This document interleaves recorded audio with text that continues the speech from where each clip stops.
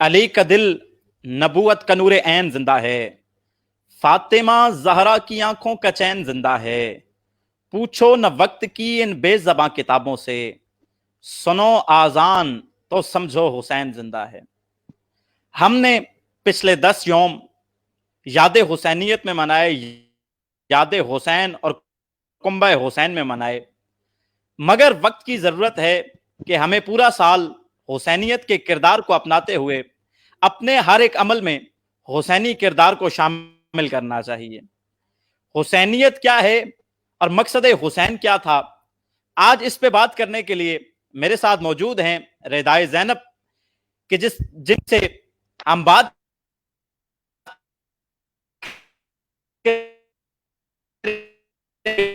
موضوع پر، اور حسینیت جو ہے وہ کیوں زینب سے، تو میرا آپ سے پہلا سوال یہ ہے کہ مقصد حسین کیا تھا، اتنی بڑی کربلا برپا کرنی، اتنا بڑا سانحہ ہو جانا، اتنا بڑا ظلم ہو جانا، آخر اس کی وجوہات کیا تھیں؟ حسینیت کا ایک کردار ہمارے سامنے آیا، یزیدیت کا ایک کردار ہمارے سامنے آیا، مقصد حسین کیا تھا؟ حسینیت تو آج ہمارے رگوں میں شامل ہے، ہم حسینیت کا پرچار بھی کر رہے ہیں، ساری چیزیں ہمارے سامنے ہو رہی ہیں، مگر مقصد حسین کیا تھا؟ پہلا سوال آپ سے، مقصد حسین ہمارے جو تمام سامعین ہیں ان تک پہنچا دیں۔ جی جی جرار بھائی، پہلے تو آپ کا بہت بہت شکریہ کہ آپ نے مجھے انوائٹ کیا۔ دین رب اشرح لی صدری ویسر لی امری واحلل عقدۃ من لسانی یفقہوا قولی۔ اچھا، آپ کا سوال یہ تھا کہ مقصد حسین کیا ہے؟ تو ہم لوگ مقصد حسین کو سمجھنے میں غلطی کرتے ہیں۔ صرف امام علیہ السلام کا مقصد یہ نہیں تھا کہ نماز بچائی جائے، نماز کو بچانا قطعاً مقصد نہیں تھا، یہ تو ایک شارٹ مقصد ہے کہ مقصد حسین تھا نماز بچائی امام حسین نے۔ امام حسین کا مقصد تھا توحید کا راز بچانا، بقائے توحید۔ جب امام علیہ السلام مکہ سے نکلے، جب حج کو عمرے میں تبدیل کیا، تو آپ کو تو پتا تھا نا کہ میں نے حج نہیں کرنا، کیونکہ امام تھے، امام کو پتا ہوتا ہے کہ آگے کیا ہونے والا ہے۔ تو امام علیہ السلام کو پتا تھا کہ میں نے حج نہیں کرنا، عمرہ کرنا ہے، لیکن پھر بھی امام علیہ السلام مکہ کی طرف روانہ ہوئے، احرام باندھا، صحیح ہو گیا۔ تو مقصد یہی تھا کہ مکہ سے دین کو لے کے نکلیں، دین بچانے کے لیے۔ امام حسین کس لیے نکلے تھے؟ دین کو بچانے کے لیے۔ صرف نماز نہیں تھی، نماز تو یزیدی بھی پڑھتے تھے نا، لیکن وہ نماز اس طرح پڑھتے تھے کہ انہیں پتہ نہیں تھا کہ نماز میں ہے کیا، ہم پڑھ کس کو رہے ہیں۔ تو اصل مقصد یہ نہیں تھا امام حسین کا کہ نماز بچانی ہے، امام حسین کا مقصد تھا توحید کی بقا کو بچانا، راز توحید کو بچانا۔ آدم سے لے کے خاتم تک جتنے انبیاء ہیں، انہوں نے جو دین دیا، جو انہوں نے توحید بتائی، اس کو بچانا مقصد تھا۔ آپ خود دیکھیں جو اس وقت حالات تھے، اس وقت کیا تھا کہ خیمہ لا الہ اکھاڑا جا رہا تھا۔ اس وقت کچھ حالات اس طرح بن گئے تھے، بدعتیں عام ہو چکی تھی، بالکل اس طرح کے حالات تھے جس طرح خاتم النبیین حضرت محمد مصطفیٰ صلی اللہ علیہ وآلہ وسلم کے آنے سے پہلے کے حالات تھے، کہ حلال کو حرام، حرام کو حلال، کوئی تمیز نہیں تھی، بدعتیں عام تھیں۔ تو امام علیہ السلام نے جب مکہ سے نکلے، مکہ سے لے کے کربلا تک جو بھی سفر طے کیا، آپ نے یہ فرما دیا، خطبات جو بھی حر ابن یزید ریاحی کو جو خطبات دیے، اس کے بعد جو بھی تقاریر کی، اپنے اصحاب کو جو تقاریر کی، شب عاشور کو جو ان کا خطبہ تھا، اس میں امام علیہ السلام نے فرمایا کہ میں دین کی اصلاح کے لیے نکل رہا ہوں، میرا مقصد دین کی اصلاح ہے، میں یہ نہیں چاہتا کہ فساد برپا ہو، میں یہ نہیں چاہتا کہ میں فساد برپا کرنے کے لیے نہیں نکل رہا، میں صرف یہ چاہتا ہوں کہ میرے جد کی امت کی اصلاح ہو۔ کیونکہ دیکھیں نا، کوئی اگر اقتدار کے لیے نکلے گا تو ظاہر ہے وہ اپنے ساتھ لاہو لشکر لے کے نکلے گا، وہ اپنے ساتھ ایک فوج لے کے نکلے گا، لیکن جب امام حسین علیہ السلام نکلے تو آپ نے اپنی ساتھ عورتوں کو لیا، بچوں کو لیا۔ تو قیام حسین جو ہے اس کا سب سے پہلا ہدف یہی تھا کہ جو شریعت محمدی ہے اس کو نافذ کیا جائے، صحیح معنوں میں اس کو نافذ کیا جائے۔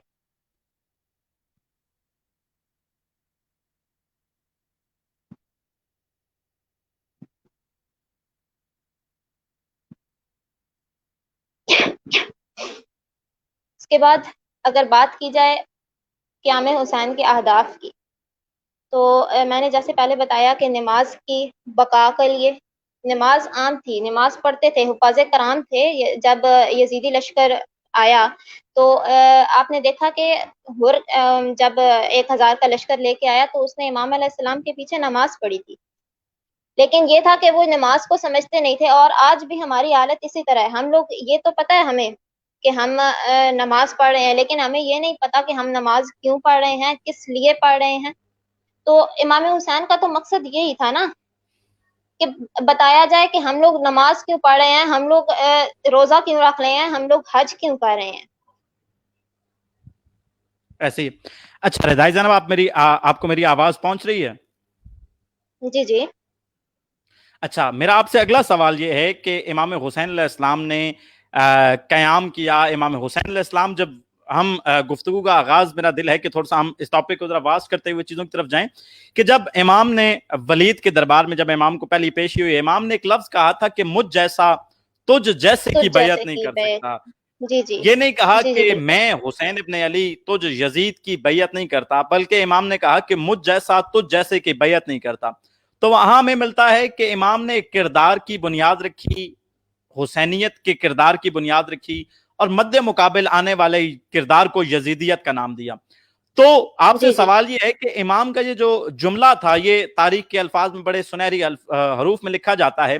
तो इस जुमले की वक़्त कितनी है आजकल के इस माशरे में? हमारा जो टॉपिक है हुसैनियत के इस माशरे में किरदार जो है, वो जो चीजें हैं, तो हुसैन का वो जो जुमला है इमाम अली मकाम का, वो किस कदर इम्पैक्टफुल है, मुतासिर कौन है, और आजकल के दौर पर पूरा उतरता है? जी। जी। अच्छा, जब वलीद के दरबार में गए ना इमाम हुसैन, तो अपने जानिसारों को बाहर खड़ा किया कि जब मैं देखूंगा हालात अगर संभल गए तो ठीक, अगर ना संभले तो मैं आपको अंदर बुला लूंगा। उस वक्त इमाम अलैहिस्सलाम ने एक जुमला फरमाया था कि मुझ जैसा तुझ जैसे की बैयत नहीं कर सकता। इमाम अलैहिस्सलाम ये भी तो फरमा सकते थे ना कि मैं तेरी बैयत नहीं कर सकता।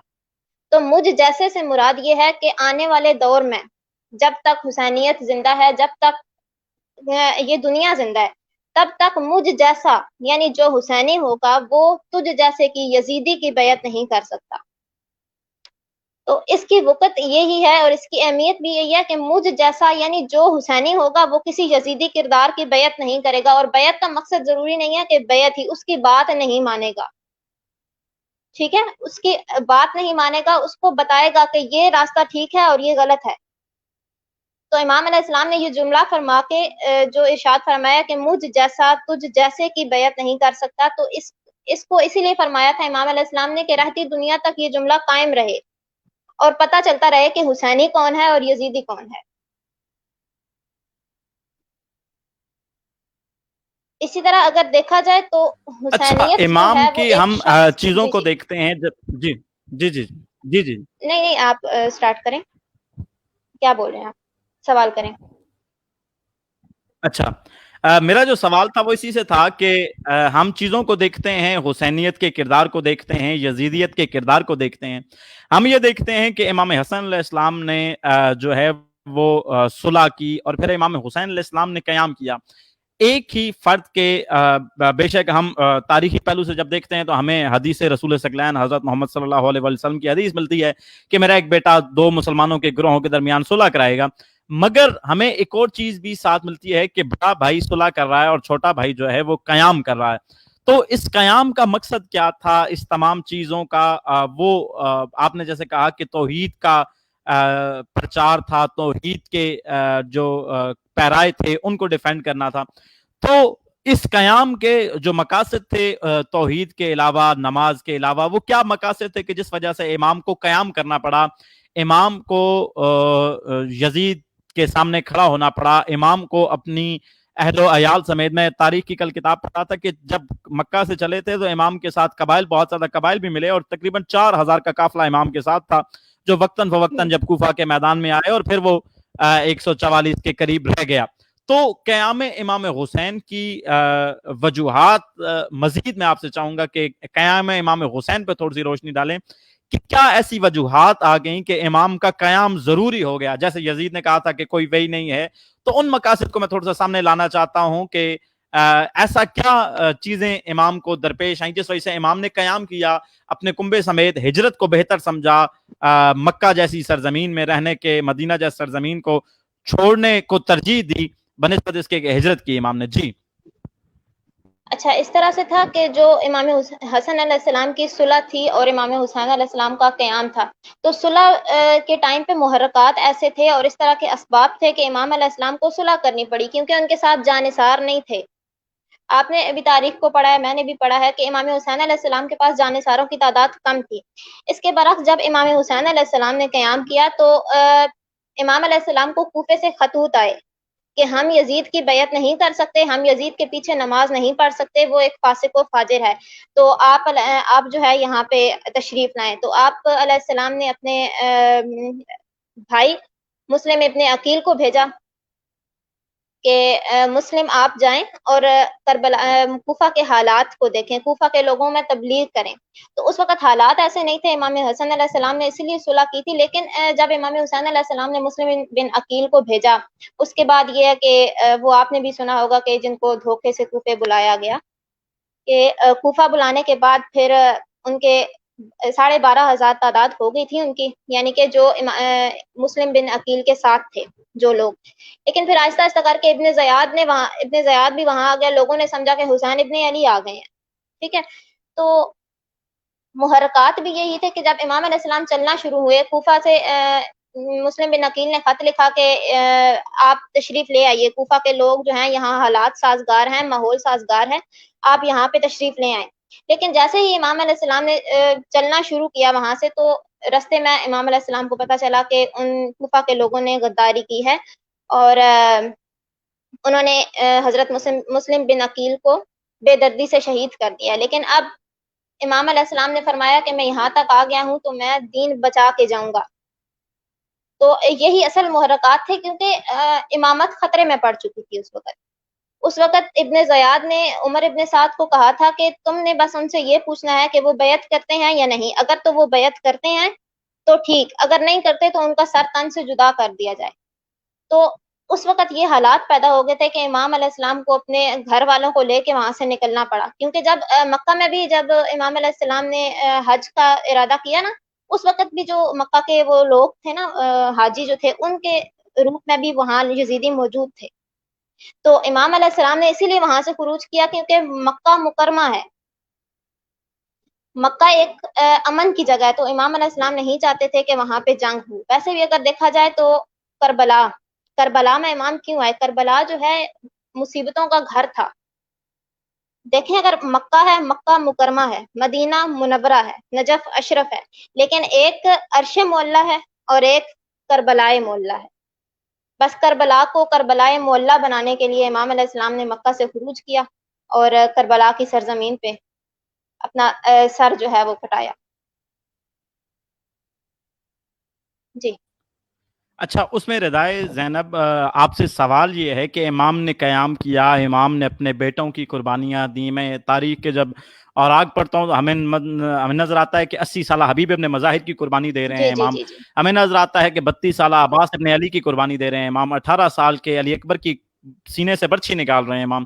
13 سالہ جناب قاسم کے ٹکڑے اٹھا رہے ہیں. اتنی سب پریشانیوں سے جب ہم دیکھتے ہیں کہ امام نے ہجرت کی، امام کا جو مقصد تھا وہ یہ تھا کہ امام نے ہجرت چاہیے، امام نے کہا کہ میں یہاں سے چلا جاؤں، تو پھر کیا ایسی وجوہات اور کیا ایسے محرکات آ گئے تھے کہ امام نے کربلا؟ جراد بھائی، آپ کی آواز صحیح نہیں آ رہی، مجھے آپ کا سوال مجھے صحیح سمجھ نہیں آیا. سے آگے ہجرت کیوں نہیں کی؟ وہ کیا ہم دیکھتے ہیں جب ہمیں تاریخ ملتی ہے تو حر بن یزید کا واقعہ آپ کو آواز آ رہی ہے میری؟ جی جی اب آ رہی ہے، آپ سوال کریں، دوبارہ ہلو، ریپیٹ کریں آپ سوال آواز کو. آ رہی ہے آپ کو جی میری؟ جی جی جی جی جی. آ رہی ہے. آپ تو ہمیں یہ ساری چیزیں مل جاتی ہیں، اصل میں کال ساتھ آ رہی ہیں تو اس وجہ سے ڈسٹربنس ہو جاتی ہے. اچھا، تو اس میں یہ چیزیں ہیں کہ جب امام نے اتنا قیام کیا، کیا وجوہات ایسی ہو گئی تھیں کہ امام کو پھر رکنا پڑا؟ غازریہ کا مقام ہم دیکھتے ہیں، غازریہ، کربلا، نینوا، ایک ویران سا جنگل جہاں پہ کہ لوگ جو تھے وہ یہ سوچتے تھے کہ یہاں پر کبھی جو ہے وہ سرسبزہ نہیں ہو سکتا. تو اس جگہ کا قیام، اس جگہ کو چننے کی وجہ کیا تھی؟ مکہ چھوڑنے کے بعد، مدینہ چھوڑنے کے بعد اس کربلا کی جگہ کو پسند کیوں کیا امام نے؟ یہاں پہ رکنے کو, یا کیا امام کو مجبور کر دیا گیا اس چیز پہ کہ امام کربلا میں رکیں, یا کیا امام نے اس جگہ کو خود اپنایا کہ اپنے بیٹوں کی, مطلب ایک ہم شعر سنتے ہیں کہ لوگ زمین خریدتے ہیں گھر بنانے کے لیے, امام نے زمین خریدی بیٹے دفنانے کے لیے, تو کیا ایسے محرکات اور وجوہات تھیں کہ امام نے کربلا کو, غازریہ کو, دشت نینوا کو جو ہے وہ اس جگہ کو قیام عمل میں لایا تاکہ قربانی دے سکیں اتنی بڑی, اور جو سدا تا قیامت قائم و دائم رہے؟ جی اچھا, اس طرح سے ہے کہ جب مکہ سے روانگی ہوئی ان کی, تو ان کا مقصد یہ تھا کہ کوفہ میں جا کے رکا جائے. مکہ سے کوفہ کی طرف انہوں نے ہجرت کی تھی, لیکن یہ تھا کہ جب مکہ سے وہ نکلنا شروع ہی ہوئے تو آگے جا کے حر ابن یزید ریاحی کا لشکر آ گیا, 1000 کا لشکر وہ لے کے آ گیا. اس نے کہا کہ یہیں پر ڈالیں, ٹھیک ہے, یعنی کہ رکنے پہ مجبور کیا گیا. تو امام علیہ السلام نے پھر وہاں پہ تقریر کی اور فرمایا کہ یہاں پہ پانی کا مسئلہ, یہ وہ ساری چیزیں آ جاتی ہیں. تو حر ابن یزید ریاحی کا لشکر, اس کے بعد وقتاً فوقتاً مختلف یزیدی لشکر جو ہیں وہ آتے رہے, مختلف تعداد میں آتے رہے, صرف امام علیہ السلام کو وہاں پہ روکنے کے لیے. ایک یہ مجبوری بھی تھی کہ امام کو وہاں پہ رکنا پڑا کربلا میں. وہ ایک محسن نقوی کی بہت اچھا مکالمہ بھی ہے کربلا اور امام حسین علیہ السلام کے درمیان. تو کربلا کی ایسی سرزمین تھی کہ جہاں پہ جتنے بھی انبیاء آئے تھے نا, وہ ان کو کوئی نہ کوئی مصیبت آئی, یعنی کہ جیسے حضرت نوح علیہ السلام تھے, ان کی کشتی وہاں پہ جا کے رک گئی. تو کربلا ایک ایسی سرزمین تھی کہ جہاں پہ کوئی نہیں جا سکتا تھا, مشکل ہوتی. تو امام علیہ السلام نے فرمایا کہ اے کربلا, میں تجھے کربلا مولا بنا دوں گا.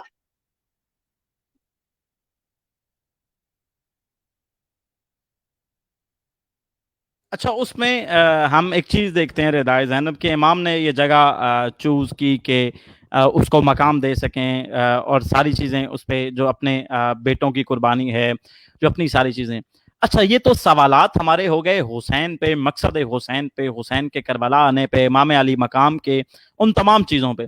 مگر اگلا سوال ہے کہ جیسے میں نے شروع جس چیز سے کیا کہ حسین ایک شخص کا نام نہیں ہے, حسین ایک کردار کا ایک نام ہے. کردار کا. تو حسینیت جو ہے, حسینی کردار ہے, وہ آج کل کے معاشرے سے تقاضا کیا کرتا ہے؟ حسینی کردار کیا چاہتا ہے؟ دیکھیں, امام کا ایک جملہ ہے کہ میں اکثر کہا گیا تو میں طویل نہیں کرتا سوال کو, ایک جملہ ہے کہ جب جناب اکبر نے امام حسین نے پوچھا کہ بیٹا جو ہم جنگ کر رہے ہیں وہ ٹھیک کر رہے ہیں, تو جناب اکبر نے پوچھا تھا بابا سے کہ بابا کیا ہم حق پر ہیں؟ تو امام علی مقام نے کہا تھا کہ بیٹا یقیناً ہم حق پر ہیں. تو پھر جناب اکبر نے کہا تھا کہ ہمیں کوئی اس چیز کی غرض نہیں ہے کہ تلوار ہم پہ جا گرے یا ہم تلوار پہ جا گرے. تو امام کے اس تمام قیام کا مقصد, اور پھر حسینیت کے اس کردار کی جو عملی جامہ تھا, چیزیں جو آئیں ہمارے سامنے, اس میں اب سوال یہ ہوتا ہے کہ حسینیت کردار تو امام لے آئے, امام نے یزید کے سامنے سر کو نہ جھکایا اور یزید کی تمام چیزوں کے سامنے آیا. کنز فاطمہ ساتھ کہہ رہی ہیں کہ حسین تاریخ ہے, بے شک حسینیت ایک کردار کا نام ہے, اور حسین کا جو عمل ہے, وہ امام علی مقام کا جو عمل ہے, وہ تاریخ انسانیت پہ ایک پورا باب ہے, ایک پورا چیپٹر ہے. اچھا, اس میں اب سوال میں کر رہا تھا چیز کو کہ امام علی مقام نے حسینیت کا کردار لایا. اب حسینیت کا کردار ہم حسینیوں سے کیا مانگتا ہے؟ ہم دعوے دار ہیں اس چیز کے کہ ہم حسینی کردار کے حامل ہیں, ہم امام کو ماننے والے ہیں. تو حسینیت کا کردار ہم سے کیا تقاضا کرتا ہے؟ حسینیت ہم سے کیا مانگتی ہے کہ ہم حسینیت کے کیا ان پیراؤں پہ عمل درآمد کریں؟ جی جی اچھا, امام علیہ السلام نے جب خروج کیا تھا تو فرمایا تھا ان اريد الا الاصلاح الامه, ٹھیک ہے, میں اپنے جد کی امت کی اصلاح کے لیے نکل رہا ہوں. تو آج ہمارا جو ہماری ذمہ داری بنتی ہے, دیکھیں حسین علیہ السلام نے, امام حسین نے جب ہجرت کی, قربانی دی, امام حسین علیہ السلام کی قربانی بہت بڑی تھی, اور جو ہم آج کر رہے ہیں وہ بہت چھوٹا ہے. ہم اس کے بدلے میں کچھ بھی نہیں کر رہے. جس کام کے لیے امام علیہ السلام نے قربانی دی تھی, ہم تو وہ کام کر ہی نہیں رہے نا. دیکھیں, امام نے قربانی دی تھی نماز کے لیے, جو ہم نہیں پڑھ رہے. امام نے قربانی دی تھی حلال کو حرام, حرام کو حلال بنانے, حلال کو حلال اور حرام کو حرام بنانے کے لیے. یعنی جو چیز حلال ہے اسے حلال قرار دیں, اور جو چیز حرام ہے اسے حرام قرار دیا جائے. بدعتوں کو ختم کیا جائے. آج بدعتیں عام ہوئی ہیں, آج پھر حلال حرام ہے, حرام حلال ہے. ہمیں کسی چیز کا پتہ نہیں ہے, صرف ہمیں یہ پتہ ہے کہ ہم نے مجالس میں جانا ہے, نوا خوانی کرنی ہے اور واپس آ جانا ہے. تو حسینیت ہم سے یہ تقاضا نہیں کرتی. بے شک ہم فضائل بتائیں, مصائب بتائیں, لیکن ساتھ ساتھ یہ بھی بتائیں کہ امام حسین علیہ السلام کی قربانی کا مقصد کیا تھا، اتنی بڑی قربانی انہوں نے کیوں دی، کیوں اپنے گھر والوں کو، اپنی جو عورتیں تھیں ان عورتوں کو کہ جن کے سر کا بال کبھی سورج نے نہیں دیکھا تھا ان کو نکالا گھر سے باہر. تو ہمیں یہ سمجھنے کی ضرورت ہے کہ اس قربانی کا مقصد کیا تھا، حسینیت ہے کیا. تو آج ہمیں کیا سمجھ، آج ہم جو کر رہے ہیں وہ حسینیت نہیں ہے، قطعاً حسینیت نہیں ہے. ہم آج کیا کر رہے ہیں، نماز ہم نے نہیں پڑھنی، روزہ ہم نے نہیں رکھنا، حج ہم نے نہیں ادا کرنا، اپنے حقوق العباد جو ہیں وہ ہم نے نہیں پورے کرنے، استقامت ہم نے نہیں لانی. تو حسینیت کا مقصد یہی تھا جو آج ہم پورا نہیں کر پا رہے. تو میری یہی گزارش ہے کہ جو سمجھتے ہیں کہ ہم حسینی ہیں تو خدا را اپنے آپ کو صحیح حسینی ثابت بھی کریں. اچھا، جیسے آپ نے کہا کہ امام علی مقام نے اتنی قربانی دی، اس کے مقاصد تھے، پھر حسینیت ہم سے تقاضا کیا کرتی ہے. آج کل کے حسینی کو کیسا ہونا چاہیے جو ہم اپنے ساتھ ٹیگ لگا لیتے ہیں کہ ہم حسینی ہیں، حسینی کردار کا پرچار کر رہے ہیں. آپ نے جیسے کہا کہ نماز کا پابند ہونا چاہیے. میں حسن نصر اللہ کی ایک بڑا شاید آقائے خمینی نے بھی یہ لفظ کہے ہیں کہ عزادار امام حسین کو ایسا ہونا چاہیے کہ اس کی حالت ایسی ہو کہ وہ ماتمداری سے نکلے، مجالس عزا سے نکلے تو نماز کے مصلے پر جائے، اور نماز کے مصلے سے اٹھے تو عزاداری امام حسین میں جائے، ذکر امام حسین میں جائے. اس کی پاکیزگی کی حالت یہ ہونی چاہیے کہ اس میں کوئی ایسی چیز نہیں ہونی چاہیے. وہ ہم طہارت کے پرچار کرنے والوں کو طہارت کے مصداق معصومین کا پرچار کرتے ہیں تمام. تو حسینی کو کیسا ہونا چاہیے، ایک حسینی کی کیا ڈیفینیشن ہونی چاہیے، یا جو کہتا ہے کہ میں حسینیت کا دعوے دار ہوں، میں حسینی کردار رکھتا ہوں، تو کیا اس کے کیا تقاضے ہیں کہ وہ کیسا ہونا چاہیے ایک حسینی. مطلب فرض کرتے ہیں میں کسی شخص کو کہتا ہوں، وہ دعوے کرتا ہے کہ میں حسینی ہوں، تو اس میں کیا چیزیں مجھے نظر آنی چاہیے کہ وہ حسینی کردار کا حامل شخص ہے. کیا ایسی چیزیں اس کے کردار کے اندر ہونے چاہیے کہ پتہ چلے یہ حسین کا ماننے والا ہے. جی اچھا، سب سے پہلے تو نماز کی بات اگر ہم کریں، نماز کا پابند ہو، ٹھیک ہے. اور نماز کا پابند اس طرح سے نہیں کہ صبح کی نماز ہوئی ہے ہم قضا کر کے پڑھ لیں گے، دن کی نماز ہوئی ہے ہم قضا کر کے پڑھ لیں گے. وہ حسینی ایسا ہو، ایسا نماز کا پابند ہو جس طرح کے امام حسین تھے. سورج اپنی مکمل تمازت لیے ہوئے کربلا کی زمین پہ تھا اور امام حسین علیہ السلام آخری سجدہ کر رہے تھے. کبھی ایسا سجدہ کسی نے کیا ہے؟ نہ کبھی کیا ہوگا جیسا سجدہ امام حسین علیہ السلام نے کیا. تو یہ ہم سے یہی تقاضا کرتا ہے کہ ہم لوگ نماز کو ایسے پڑھیں جیسے حسین نے پڑھ کے دکھایا، ایسا سجدہ کریں جس طرح امام حسین علیہ السلام نے سجدے کیے.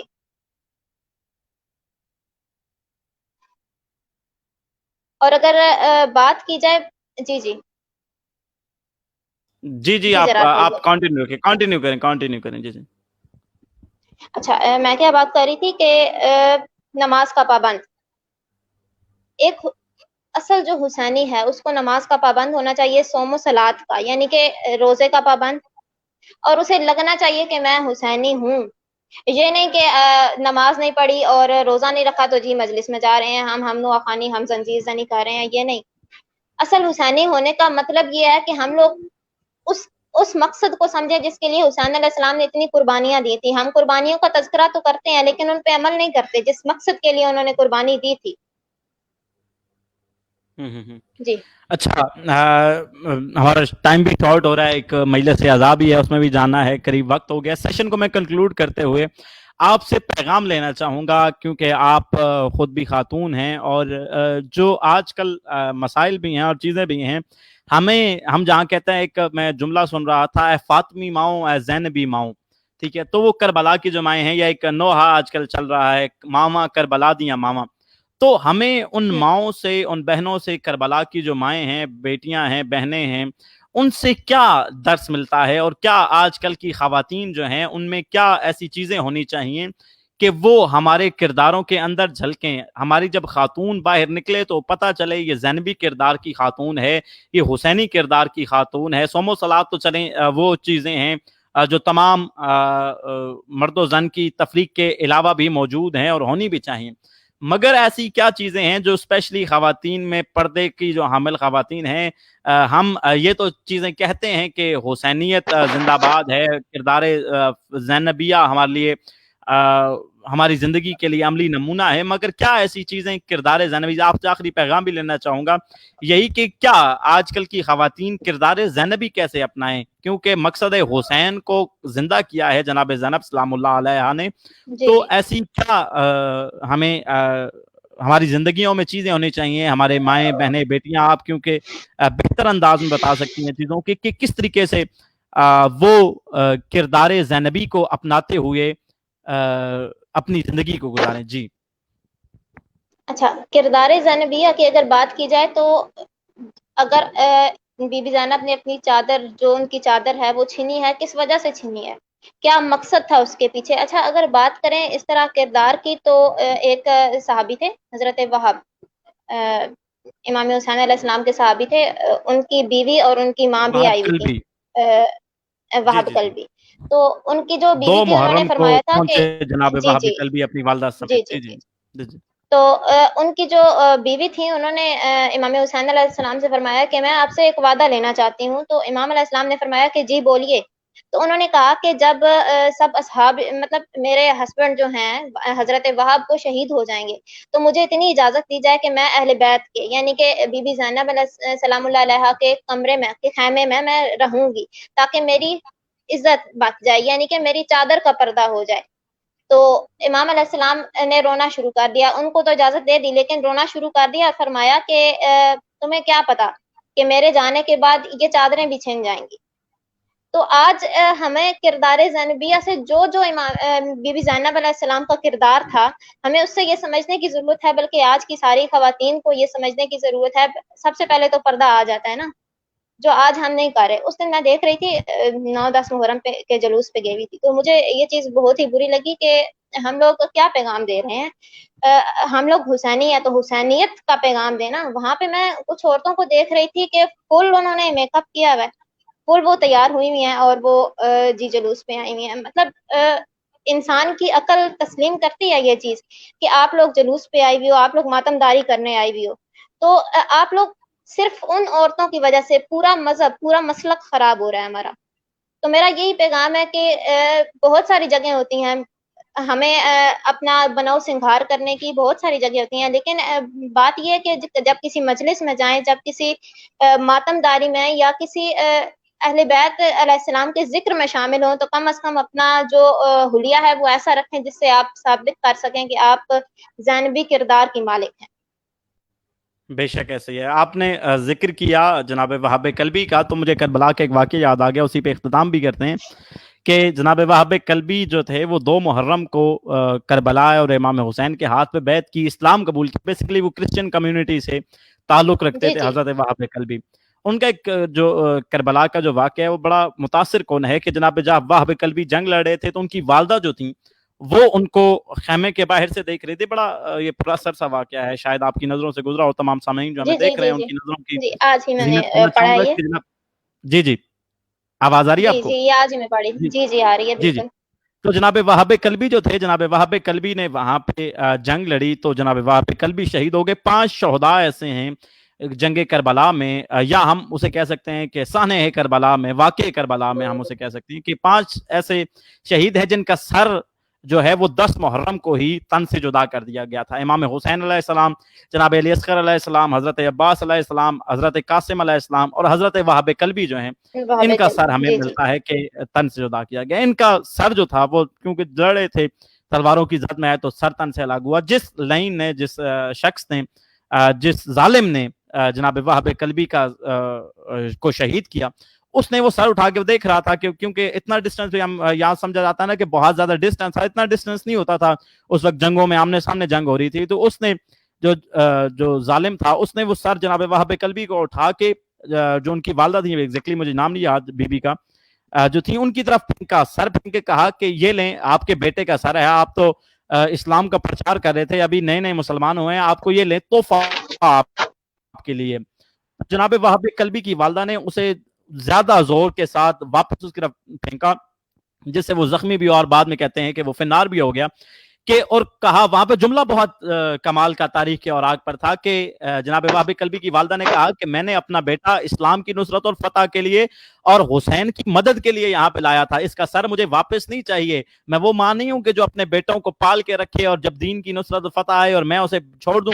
اب جناب نے پھینکا، اور پھر وہ واحد خاتون تھیں، پہلی خاتون کربلا کی خاتون ہے جناب وہاب کلبی کی والدہ جو شہید ہیں، کربلا کی پہلی خاتون شہید بھی جناب وہاب کلبی کی والدہ ہیں۔ خیر واقعہ تھا میرے ذہن میں اچھا، آ گیا، اس آپ نے طرح جناب ان کی جو روایات ہے نا حضرت وہاب کلبی کی والدہ کی، تو ایک روایت میں نے بھی پڑھا تھا، اس میں یہ تھا کہ جب وہاب کلبی کا سر انہوں نے یزیدی فوج نے پھینکا تو ان کی والدہ نے ایک جملہ کہا کہ ہم تو آل رسول کو دے دیتے ہیں نا، وہ واپس نہیں لیتے، وہ واپس نہیں لیتے، یہ ایک بے جملہ شک بے کہا اور شک سر دوبارہ پھینک دیا ان کی طرف۔ اور حضرت وہاب کلبی کی جو بیوی تھی وہ بھی شہید ہو گئی تھی، بعد جی میں جی تو حضرت وہاب کلبی کی وہ میت پہ گئی تو وہیں پہ کسی یزیدی نے انہیں شہید کر جی دیا۔ جی کافی ظلم ہوا ہے، کربلا کی تاریخ پوری ظلم سے بھری ہوئی ہے، ہم اس چیز کو دیکھتے ہیں تو بہت ساری چیزیں ہمارے سامنے آتی ہیں۔ خیر اپنے پروگرام سیشن کو اینڈ کرتے ہوئے میرے ذہن میں چند آ رہے ہیں جملے کہ میں نے جیسے ہم لوگوں نے رکھا تھا، یہ ٹاپک تھا کہ حسین اور حسینیت، تمام چیزیں تمام تقاضے اپنی جگہ، مگر حسینیت ہم سے چیز مانگتی ہے اور حسینیت ہم سے تقاضا کرتی ہے کہ ہمیں سچا مسلمان ہونا چاہیے، اور جب کبھی باطل ہمارے سامنے آ جائے، جیسے جناب اکبر کا فکرہ میں نے، جناب اکبر علیہ السلام کا فکرہ میں نے کہا کہ ہم اگر حق پر ہیں تو ہمیں اس چیز سے کوئی غرض نہیں ہونی چاہیے کہ سامنے باطل کیا ہے اور کیا چیزیں ہیں، ہمیں اپنی زندگی میں تمام چیزوں کو بروئے کار لاتے ہوئے باطل کے سامنے ڈٹ جانا چاہیے، اور ہمیں حسین کے ڈٹ جاؤ، جب کبھی ضمیر کے سودے کی بات ہو ڈٹ جاؤ تم حسین کے انکار کی طرح، تو ہمیں حسینیت کے کردار کو اپناتے ہوئے باطل کے خلاف حق کا ساتھ دیتے ہوئے کھڑے ہو جانا چاہیے۔ آخر میں چند جملے میرے ذہن میں آ رہے ہیں، نظم ہے ایک، اور اس کے 6 جملے میں آپ کی سماعتوں کو نظر کرتے ہوئے اپنے اس پروگرام سیشن کو اینڈ کروں گا، اور انشاءاللہ کل یا پرسوں ہم ایک عدد اور سیشن کریں گے، اور اس طرح آہستہ آہستہ جو وقفہ آ گیا تھا محرم کے ایام کی وجہ سے، وہ سیشنز جو ہیں وہ دوبارہ سے سٹارٹ ہو جائیں گے، ڈفرنٹ موضوعات پہ اور ڈفرنٹ چیزوں پہ، یہ تمام جو چیزیں ہیں یہ ساتھ ساتھ چلتی رہیں گی۔ بیسیکلی میں نے جو کہا کہ ہمارا ٹاپک تھا حسین اور حسینیت، حسینیت کا کردار جو ہے، ہم حسینیت کے کردار کو دیکھ رہے ہیں تو ہمیں یزید کا کردار بھی دیکھنا ہے، تو میں نے یزید اور امام حسین کا تقابل ایک پڑھا، اور بڑا کمال کے وہ فکرے تھے، تو آپ کی سماعتوں کی نظر، رضا زینب آپ کی سماعتوں کی نظر، کہ یزید نقشہ جوہر و جفا بناتا ہے، یزید نقشہ جوہر و جفا بناتا ہے، حسین اس میں خط کربلا بناتا ہے، یزید موسم اسیاں کا لا علاج مرض، حسین خاک سے خاک شفا بناتا ہے، یزید لکھتا ہے تاریکیوں کو خود دن بھر، حسین شام سے پہلے دیا بناتا ہے، یزید آج بھی بنتے ہیں لوگ کوشش سے، حسین خود نہیں بنتا خدا بناتا ہے۔ تو آج بھی ضرورت ہے سمر کی کہ ہمیں یزیدی کردار کے مخالف کھڑے ہو کر حسینی کردار کو اپنانا چاہیے، اور ہمیں صرف حسین کو نہیں بلکہ حسین کو بھی ماننا چاہیے، حسین کی بھی ماننی چاہیے۔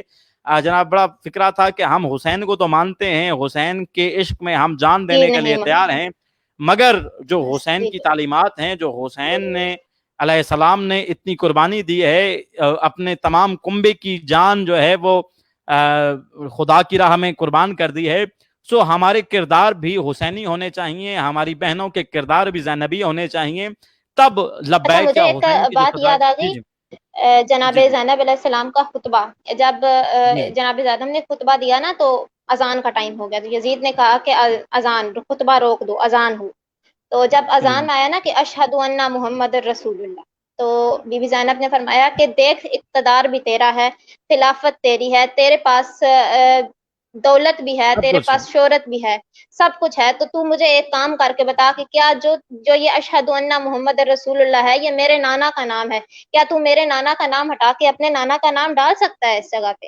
تو اس نے کہا کہ واہ نہیں، میں نہیں ڈال سکتا۔ تو امام زین العابدین نے بھی فرمایا کہ ہم تیری بیعت کیسے کر لیتے، تو ہمیں یہ بتا کہ کیا تیرا نانا میرے نانے کے مقابل ہے، کیا تیرا دادا میرے دادے کے مقابل ہے؟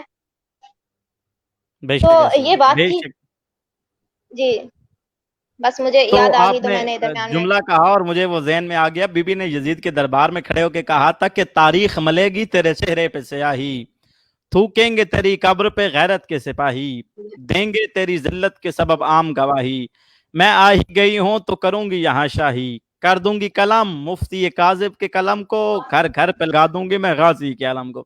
خیر بہت طویل جی جی خطبہ ہے بی بی کا, اور انہی خطبوں کی وجہ سے پھر یزید کو بالآخر ماننی پڑی چیزیں, اور یزیدیت کا جو کالا کردار تھا وہ دنیا عالم کے سامنے آیا, اور حسینیت کی جیت اور فتح اور مدد ہوئی, اور آج بھی حسینیت زندہ باد ہے اور یزیدیت مردہ باد ہے.